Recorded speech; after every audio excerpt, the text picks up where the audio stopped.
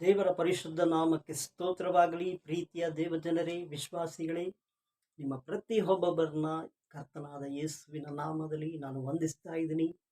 ದೇವರು ನಿಮ್ಮ ಪ್ರತಿಯೊಬ್ಬೊಬ್ಬರನ್ನ ತನ್ನ ವಿಶೇಷಕರವಾದ ಕೃಪೆಯಿಂದಲೂ ದಯೆಯಿಂದಲೂ ಆಶೀರ್ವದಿಸಬೇಕೆಂಬುದಾಗಿ ನಿಶ್ಚಯವಾಗಲು ನಾವು ಪ್ರಾರ್ಥಿಸ್ತಾ ಇದ್ದೀವಿ. ನಿಮ್ಮ ಪ್ರತಿಯೊಬ್ಬೊಬ್ಬರಿಗಾಗಿ ನಾವು ವಿಶೇಷವಾಗಿ ಮುಂಜಾನೆ ಸಮಯದಲ್ಲಿ ಎಲ್ಲ ಸಮಯದಲ್ಲಿ ಪ್ರಾರ್ಥನೆ ಮಾಡಿ ದೇವರು ನಿಮ್ಮನ್ನು ಅಧಿಕವಾಗಿ ಅತ್ಯಧಿಕವಾಗಿ ಆಶೀರ್ವದಿಸಲಿ ಎಂಬುದಾಗಿ ನಮ್ಮ ಭರವಸೆ, ನಮ್ಮ ನಂಬಿಕೆ, ನಮ್ಮ ಎಲ್ಲ ಆಸೆ ಆಕಾಂಕ್ಷೆಗಳು ಅದೇ ಆಗಿದೆ. Praise the Lord. ಪ್ರಾರ್ಥಿಸೋಣ. ಪರಿಶುದ್ಧವಾದ ಒಳ್ಳೆ ತಂದೆಯೇ, ನಿಮ್ಮನ್ನು ಸ್ತುತಿಸ್ತಾ ಇದೀವಿ, ಕೊಂಡಾಡ್ತಾ ಇದೀವಿ, ಮಹಿಮೆ ಪಡಿಸ್ತಾ ಇದೀವಿ. ಈ ದಿನದಲ್ಲಿ ದೇವರೇ, ಆಶೀರ್ವದಿಸಲ್ಪಟ್ಟ ಈ ಒಂದು ಸಮಯಕ್ಕಾಗಿ ಸ್ತೋತ್ರ. ನಿನ್ನ ಆಶೀರ್ವಾದ ಮಾಡಿ ಈ ವಾಕ್ಯವನ್ನು ಕೇಳುವಂಥ ಎಲ್ಲ ನಿನ್ನ ಮಕ್ಕಳನ್ನು ನಿನ್ನ ಕೃಪೆ, ದಯೆ, ಕರುಣೆಯಿಂದ ಆಶೀರ್ವದಿಸಿ ದಾರಿ ನಡೆಸು. ಯೇಸುವಿನ ನಾಮದಲ್ಲಿ ತಂದೆಯೇ. Price the lord. ದೇವರ ಪರಿಶುದ್ಧ ನಾಮಕ್ಕೆ ಸ್ತೋತ್ರವಾಗಲಿ. ಪ್ರೀತಿಯ ದೇವಜನರೇ, ವಿಶ್ವಾಸಿಗಳೇ, ಮತ್ತೆ ಪ್ರತಿಯೊಬ್ಬೊಬ್ಬರು ಈ ಒಂದು ವಾಕ್ಯಗಳನ್ನು ಕೇಳುತ್ತಿರುವ ನಿಮ್ಮ ಪ್ರತಿಯೊಬ್ಬೊಬ್ಬರನ್ನ ಕರ್ತನು ತಾನೇ ಆಶೀರ್ವದಿಸಿ ಎಲ್ಲ ವಿಧದಲ್ಲಿ ನಡೆಸಬೇಕೆಂಬುದಾಗಿ ವಾಕ್ಯ ಹೇಳ್ತದೆ. ಅದಕ್ಕೆ ವಾಕ್ಯ ಕೊಡುವಂಥ ಆಲೋಚನೆ ಹೇಳಿ, ನಿನ್ನ ಕಾರ್ಯಭಾರವನ್ನು ಜ್ಞಾನೋಕ್ತಿಗಳು 16ನೇ ಅಧ್ಯಾಯ ಕೆಲವು ವಾಕ್ಯಗಳನ್ನು ಅದರಲ್ಲಿ ಓದೋಣ. 3ನೇ ವಾಕ್ಯ, ಜ್ಞಾನೋಕ್ತಿಗಳು 16ನೇ ಅಧ್ಯಾಯ 3ನೇ ವಾಕ್ಯ. ನಿನ್ನ ಕಾರ್ಯಭಾರವನ್ನು ಯೆಹೋವನಿಗೆ ವಹಿಸಿದರೆ ನಿನ್ನ ಉದ್ದೇಶಗಳು ಸಫಲವಾಗುವುದು. Price the lord. ನಿನ್ನ ಕಾರ್ಯಭಾರವನ್ನು ಯೆಹೋವನಿಗೆ ವಹಿಸಿದರೆ ನಿನ್ನ ಎಲ್ಲ ಉದ್ದೇಶಗಳನ್ನು ದೇವರು ತಾನೇ ನಿನಗೆ ಸಫಲ ಮಾಡಿ ಕೊಡುವಂಥ ಕರ್ತನಾಗಿದ್ದಾನೆ. Price the lord. ನಿನ್ನ ಕಾರ್ಯಗಳು, ನಿನ್ನ ಏನೇ ವ್ಯವಸ್ಥೆಗಳು, ಉದ್ದೇಶಗಳು, ಆಲೋಚನೆಗಳು ಮೊದಲನೇದಾಗಿ ನೀನು ದೇವರಿಗೆ ಒಪ್ಪಿಸಿಕೊಡುವುದಾದರೆ ದೇವರು ಆ ಎಲ್ಲ ಕಾರ್ಯಗಳನ್ನು ಸಫಲಗೊಳಿಸಿ ದೇವರು ಏನು ಮಾಡ್ತಾರೆ, ನಿನ್ನನ್ನು ನಡೆಸುವಂಥ ಹಾದಿಯಲ್ಲಿ ನಡೆಸುವಂತನು ಕರ್ತನು ಆಗಿದ್ದಾನೆ. Price the lord. ನೋಡಿ, ಅದಕ್ಕೆ ಅದೇ ಜ್ಞಾನೋಕ್ತಿಗಳು 16ನೇ ಅಧ್ಯಾಯ 4ನೇ ವಾಕ್ಯ ಹೀಗೆ ಹೇಳ್ತದೆ, ಯೆಹೋವನು ಒಂದೊಂದನ್ನು ತಕ್ಕ ಗುರಿಯಿಂದ ಸೃಷ್ಟಿ ಮಾಡಿದ್ದಾನೆ. Price the lord. ದೇವರು ಒಂದೊಂದನ್ನು ತಕ್ಕ ಗುರಿಯಿಂದ ಉಂಟು ಮಾಡಿದ್ದಾರೆ. Price the lord. ಅದಕ್ಕಾಗಿಯೇ ಪ್ರೀತಿಯ ದೇವರ ಮಕ್ಕಳೇ, ವಿಶ್ವಾಸಿಗಳೇ, ನಿಮ್ಮ ಪ್ರತಿಯೊಂದು ಕಾರ್ಯ ಭಾರ, ಪ್ರತಿಯೊಂದೊಂದು ಕಾರ್ಯಗಳನ್ನು ನೀವು ಯೆಹೋವನಿಗೆ ವಹಿಸಿದರೆ ನಿನ್ನ ಉದ್ದೇಶಗಳು ಸಫಲವಾಗುತ್ತದೆ. Price the lord.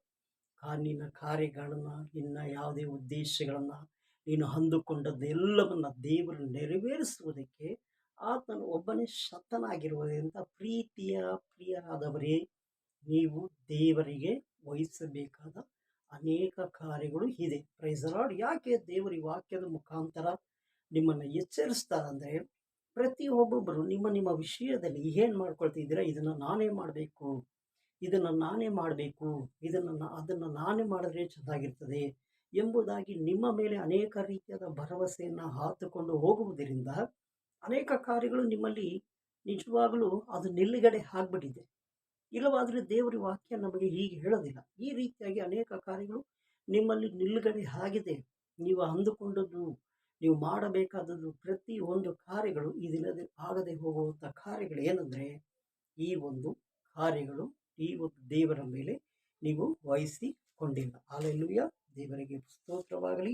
ಅದಕ್ಕೆ ಅದೇ ಜ್ಞಾನೋಕ್ತಿಗಳು ನೋಡಿ, ಅದೇ ಜ್ಞಾನೋಕ್ತಿಗಳ 2ನೇ ಅಧ್ಯಾಯ 5ನೇ ವಾಕ್ಯ ಹೀಗೆ ಹೇಳ್ತದೆ, ಆಗ ನೀನು ಯೆಹೋವನ ಭಯವನ್ನು ಅರಿತು ದೈವ ಜ್ಞಾನವನ್ನು ಪಡೆದುಕೊಳ್ಳುವೆ. ಯೆಹೋವನು ಜ್ಞಾನವನ್ನು ಕೊಡುವಾತನು, ಆತನ ಬಾಯಿಂದಲೇ ತಿಳುವಳಿಕೆಯು ವಿವೇಕವು ಹೊರಟು ಬರುತ್ತದೆ.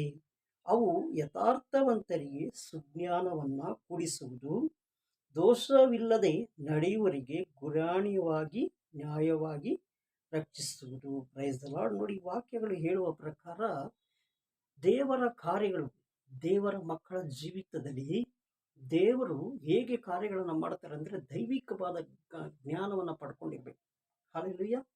ದೈವಿಕವಾದ ಜ್ಞಾನದಲ್ಲಿ ಇರುವವನಿಗೆ ದೇವರು ಏನು ಮಾಡ್ತಾರೆ, ಆ ದೈವ ಜ್ಞಾನದ ವಿಷಯದಲ್ಲಿ ನಮ್ಮ ಪ್ರತಿಯೊಬ್ಬೊಬ್ಬರ ಕಾರ್ಯಗಳನ್ನು, ಪ್ರತಿಯೊಂದು ಅಗತ್ಯಗಳನ್ನು ದೇವರು ವಿಶೇಷಕರವಾಗಿ ಆಶ್ಚರ್ಯಕರವಾಗಿ ನಡೆಸಿಕೊಡುವಂಥ ಕರ್ತನಾಗಿದ್ದಾನೆ. ಆದ ಕಾರಣ ಪ್ರೀತಿಯ ದೇವರ ಮಕ್ಕಳೇ, ವಿಶ್ವಾಸಿಗಳೇ, ನೀವು ಪ್ರತಿಯೊಬ್ಬೊಬ್ಬರೂ ನಿಮ್ಮ ಉದ್ದೇಶಗಳನ್ನು, ನಿಮ್ಮ ಕಾರ್ಯಗಳನ್ನು ನೀವು ಸಫಲವಾಗಬೇಕಾದ ಪ್ರತಿಯೊಂದು ವಿಷಯದಲ್ಲಿ ಪ್ರಾರ್ಥನೆ ಮಾಡಿ, ದೇವರ ವಾಕ್ಯದಲ್ಲಿ ಇಟ್ಟು ಪ್ರಾರ್ಥಿಸಿ, ದೇವರ ಹಾದಿಯನ್ನು ಹಿಡಿದುಕೊಂಡು ನಡೆಯುವರಾಗಿರಿ.